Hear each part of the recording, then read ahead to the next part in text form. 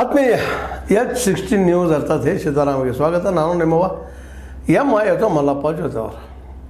ಅಂತೂ ಇಂದು ಸಮಾನ ಮನಸ್ಕರು ಸಾಹಿತಿಗಳು ಒಗ್ಗೂಡಿದ್ದಾರೆ. ಬೆಂಗಳೂರಿನಲ್ಲೇ ಚರ್ಚೆ ಮಾಡಿದ್ದಾರೆ ಈ ಮಹೇಶ್ ಜೋಶಿಯ ಸರ್ವಾಧಿಕಾರ ಧೋರಣೆಯನ್ನು.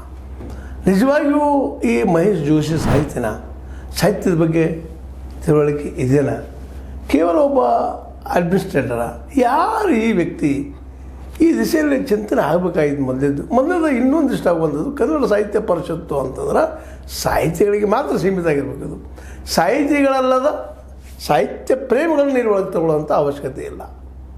ಅಡ್ಮಿನಿಸ್ಟ್ರೇಷನ್ಗೆ ಅದು ಇಲ್ಲ, ವ್ಯವಸ್ಥೆಗಳಿದ್ದಾವೆ. ಅನೇಕರು ಇವತ್ತು ಒಳಗೆ ಹೋಗ್ತಾ ಇದ್ದಾರೆ, ಯಾರು ಬರ್ತಾರೆ, ಯಾರೋ ಹೋಗ್ತಾ ಇದ್ದಾರೆ. ಇದಕ್ಕೊಂದಿಷ್ಟು ಏನಾದ್ರು ತಡೀತರಲಿಕ್ಕೆ ಸಾಧ್ಯನ? ಈಗಾಗಲೇ ಇಡೀ ರಾಜ್ಯಾಧ್ಯಕ್ಷ ಜಿಲ್ಲಾಧ್ಯಕ್ಷ ನೇಮಿಸುವಂಥ ನಾಮನಿರ್ದೇಶನ ಮಾಡುವಂಥ ಅನೇಕ ಒಂದು ರೀತಿಯಿಂದ ಡಿಕ್ಟೇಟರ್ಶಿಪ್ ಅದು ನೇಚರ್ದಲ್ಲಿ ಏನೋ ಮಾಡಲಿಕ್ಕೆ ಹೊರಟಿದ್ರು ಮಹೇಶ್ ಜೋಶಿ ಅವರು, ಈಗಿನ ಅಧ್ಯಕ್ಷರು. ಅದನ್ನು ಹೇಗೋ ಏನೋ ಒಂದಿಷ್ಟು ತಡೆ ತಂದು ನಿಲ್ಲಿಸಿದ್ದಾರೆ ಇವತ್ತು. ಆದರೆ ಅವ್ರನ್ನ ಈ ರೀತಿ ಮುಂದುವರ್ಸೋದು ಬಿಡೋದು ಸರಿನಾ ಅಂತ.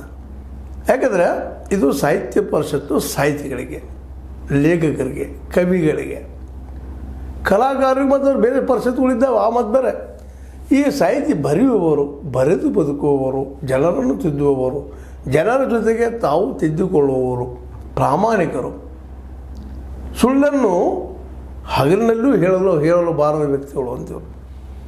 ಯಾಕಂದರೆ ಈ ವ್ಯಕ್ತಿಗಳು ತಾವಾಯಿತು, ತಮ್ಮ ಕವನ ಆಯಿತು, ತಮ್ಮ ಸುತ್ತಮುತ್ತಲಿನ ನೆರೆಹೊರೆಯ ಜನರ ಮನೋವೃತ್ತಿಗಳಾಯಿತು, ಅವ್ನು ತಿಳ್ಕೊಂಡು ಅಭ್ಯಾಸ ಮಾಡಿ ತನ್ನದೇ ಅಂತ ಕಥೆ ಕಾದಂಬರಿ ಬರೆದ ಜನರಿಗೆ ಮುಟ್ಟಿಸುವಂಥದ್ದು, ಜನವನ್ನು ಮನಪರಿವರ್ತನೆ ಮಾಡುವಂಥ ಒಂದು ಇದೊಂದು ರೀತಿಯಿಂದ ಸಮಾಜದ ದೊಡ್ಡ ಭಾಗ ಇದೆ ಸಾಹಿತ್ಯದ. ಆ ಸಾಹಿತ್ಯಗಳು ಕುಡ್ಕೊಂಡು ಮಾಡಬೇಕಾಗಿತ್ತು. ಈಗ ಸಾಹಿತ್ಯಗಳು ಏನೋ ಎಚ್ಚರಗೊಂಡಿದ್ದಾರೆ.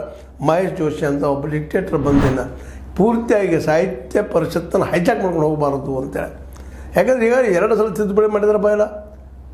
ಆ ಸಂದರ್ಭದಲ್ಲಿ ಇವರು ಕೂಡಬೇಕ್ರಿ, ಇವ್ರು ಚರ್ಚೆ ಮಾಡಬೇಕು. ಮತ್ತು ಸಾಹಿತಿಗಳು ಎದಕ್ಕೆ ಸಾಹಿತಿಗಳು ಇವರೆಲ್ಲ? ಅಲ್ಲಿಯೂ ಸಾಹಿತಿಗಳಲ್ಲೇನೂ ಜಾತಿ ಗುಂಪು, ಧರ್ಮದ ಗುಂಪು, ಆ ಗುಂಪು. ಈ ಮನುಷ್ಯ ಮಹೇಶ್ ಜೋಶಿ ಧರ್ಮದ ಗುಂಪಿನವರು. ಇವರು ಧರ್ಮದ ಗುಂಪನ್ನು ಹಿಡ್ಕೊಂಡು ಏನೋ ಮಾಡ್ಯಾಕಂತ BJP ಸರ್ಕಾರದಲ್ಲಿ ಒಳಗೆ ಹೋಗಿ ಸೇರ್ಕೊಂಡು ಸಾಹಿತ್ಯ ಪರಿಷತ್ತನ್ನು ತನಗೆ ಹೆಂಗೆ ಬೇಕೋ ಹಂಗೆ ಮೌಲ್ಡ್ ಮಾಡುವಂಥ ಕೆಲಸವನ್ನು ಮಾಡ್ತಾಯಿದ್ದಾರೆ.